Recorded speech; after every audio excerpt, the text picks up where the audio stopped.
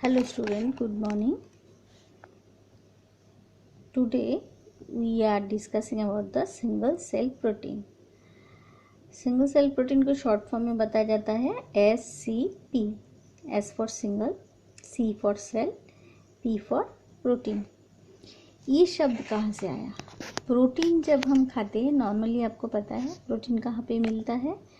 Protein मिलता है पाल्सेस में, मतलब जितने सारे दाल हम खाते हैं उसमें प्रोटीन मिल जाता है, दूध में मिल जाता है, अंडे में मिलता है, फिश में मिलता है, मटन में मिलता है. मतलब ये सारे जो सोर्स रहता है वो प्रोटीन का सोर्स रहता है. और प्रोटीन का शरीर के डेवलपमेंट के लिए बहुत ज़रूरी होता है, बच्चों के डेवलपमेंट के लिए, ग्रोथ के लिए. अपने शरीर में देखना सेल के जो कंटेंट है, जो डीएनए बनते हैं, डीएनए नाइट्रोजन में रहता है, नाइट्रोजन बेसिस, वो भी प्रोटीन से आता है.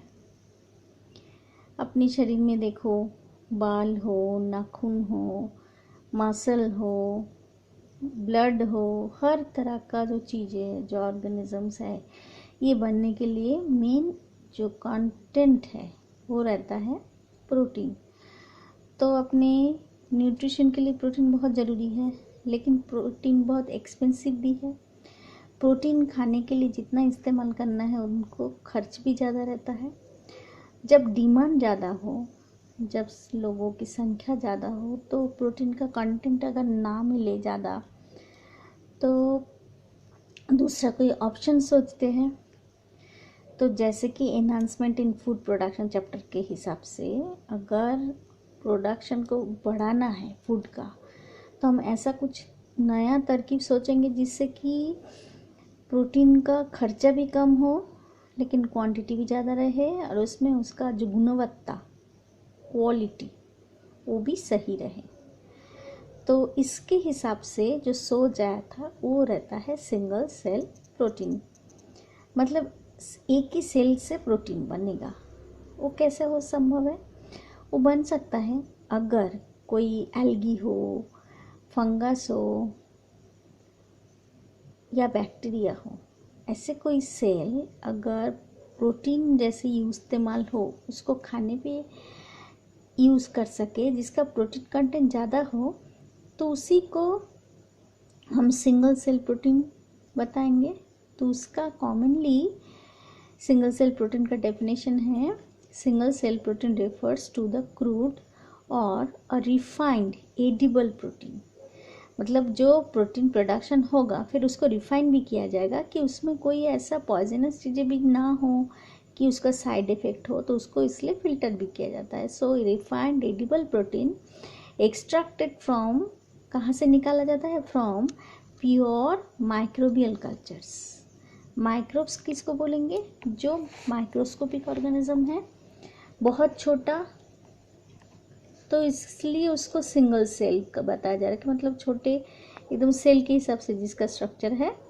और फ्रॉम डेड और ड्राइड सेल बायोमास, मतलब बहुत सारा सेल का अगर कंटेंट हो तो उसमें से भी निकाला जा सकता है. Second, micro organisms like algae, fungi, yeast and bacteria have very high protein content in their biomass.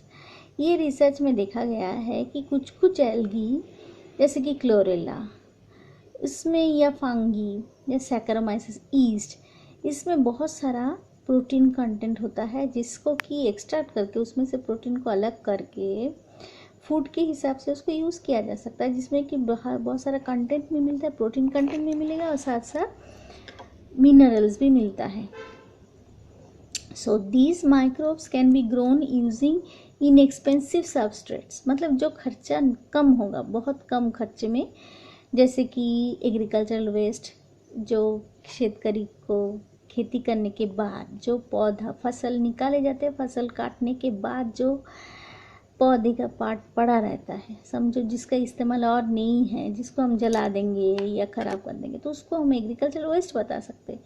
जैसे कि वुड शेविंग्स, वुड के कटिंग पोर्शन हो, सॉडस्ट हो, या कॉर्न कॉप्स हो, या पैराफिन हो, n alkane, sugar cane, molasses, even human and animal waste भी, जो वेस्टेज करके बॉडी से निकलता है, उसको भी हम सबस्ट्रेट करके यूज़ करते हैं कि जिसके ऊपर ये छोटे छोटे माइक्रोब्स को उगाया जा सके और उसमें से प्रोटीन का कंटेंट भी निकाला जा सके।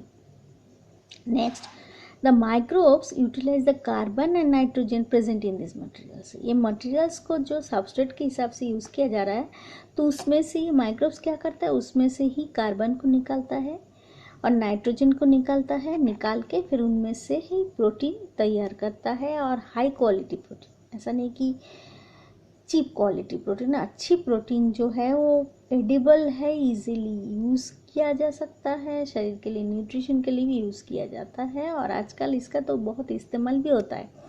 जो प्रोटीन पाउडर करके मिलते हैं बाज़ार से, आप लोग ख़रीद के लाते हो, जैसे बहुत हाई ड्रिंक रहता है, जैसे कि समझो बॉर्नवीटा हो, ये हो, उसमें भी ये प्रोटीन पाउडर यूज़ होता है। ये प्रोटीन पाउडर बनता ही है सिंगल सेल प्रोटीन से, ठीक है।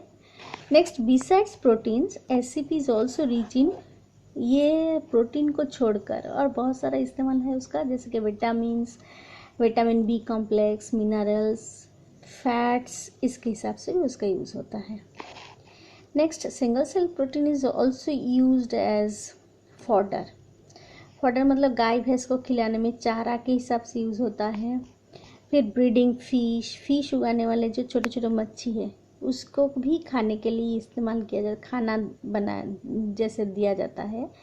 पोल्ट्री में कैटल को, तो सिर्फ इंसान उसको इस्तेमाल नहीं कर रहा है, बाकी सारे जो एनिमल्स हो उसके लिए भी ये गुणकारी है।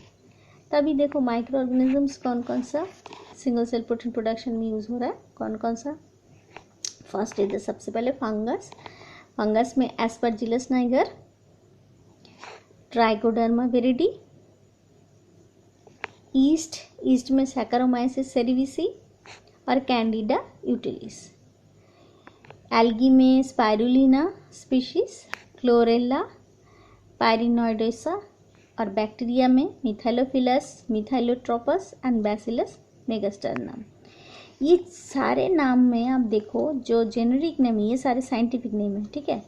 अभी जब जेनेरिक नेम शुरू हो रहा है, this are written by capital letter starting में, और जो स्पेसिफिक नेम है it has been started in small letter, and these names are also underlined. Just see, लिखते समय आप अंडरलाइन करना मत भूलिए, और जब जेनेरिक नेम लिखेंगे उसको कैपिटल लेटर पे, और जब स्पेसिफिक नेम लिखेंगे उसको स्मॉल लेटर पे, okay.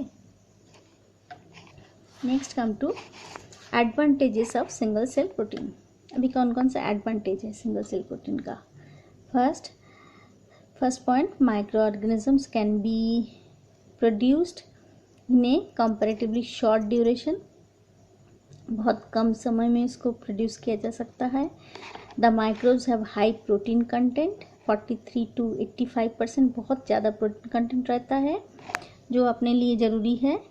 Use of waste material, जो वेस्ट मटेरियल का यूज़ नहीं होता है, तो इसमें यूज़ करने से क्या हो जाता है, वो पॉल्यूटेंट को कम कर देता है, पोल्यूशन को रोकता है।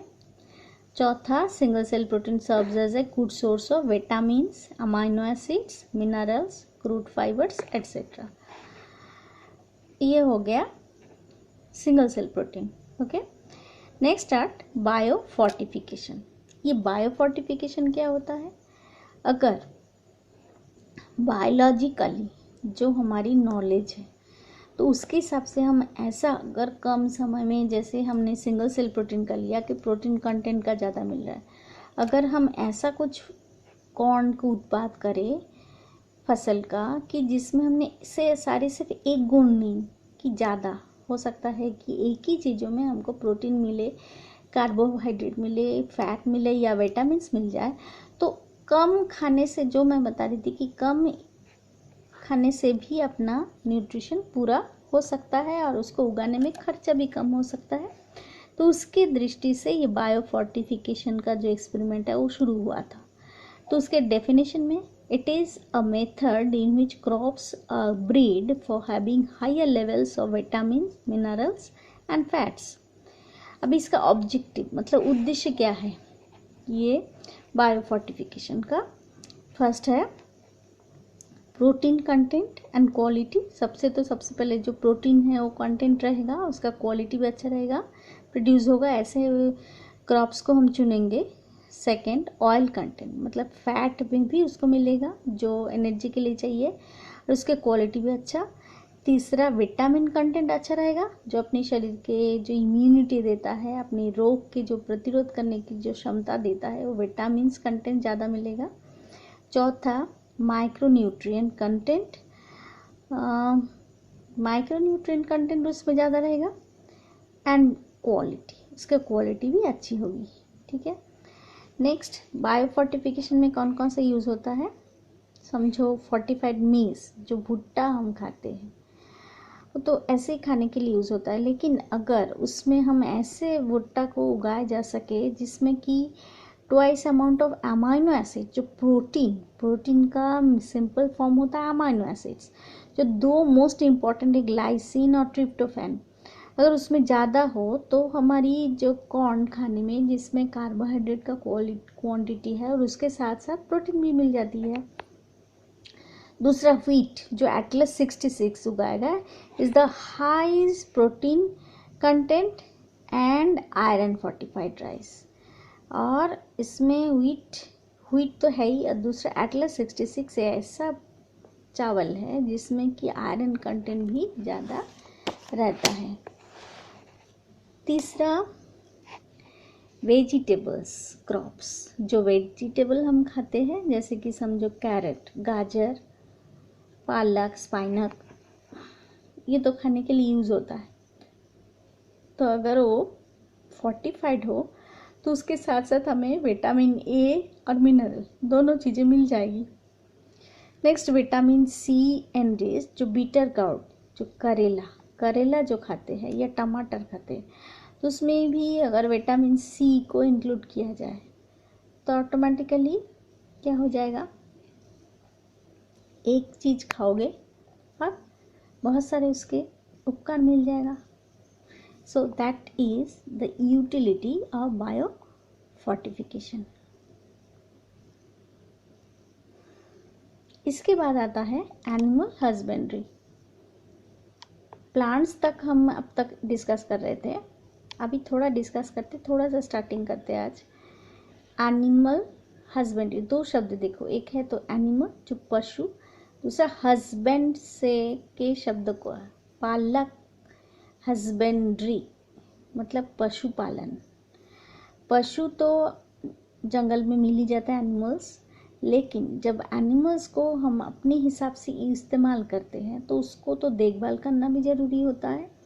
तो अगर हम उसको अलग से स्पेशल केयर देके अपने हिसाब से उसको पेट रखेंगे, उसको देखभाल करेंगे और अपनी एग्रीकल्चर यूज़ में यूज़ करेंगे, तो उसमें जो तकनीकी है या जो टेक्निक है उसको हम बताएंगे एनिमल हस्बेंड्री।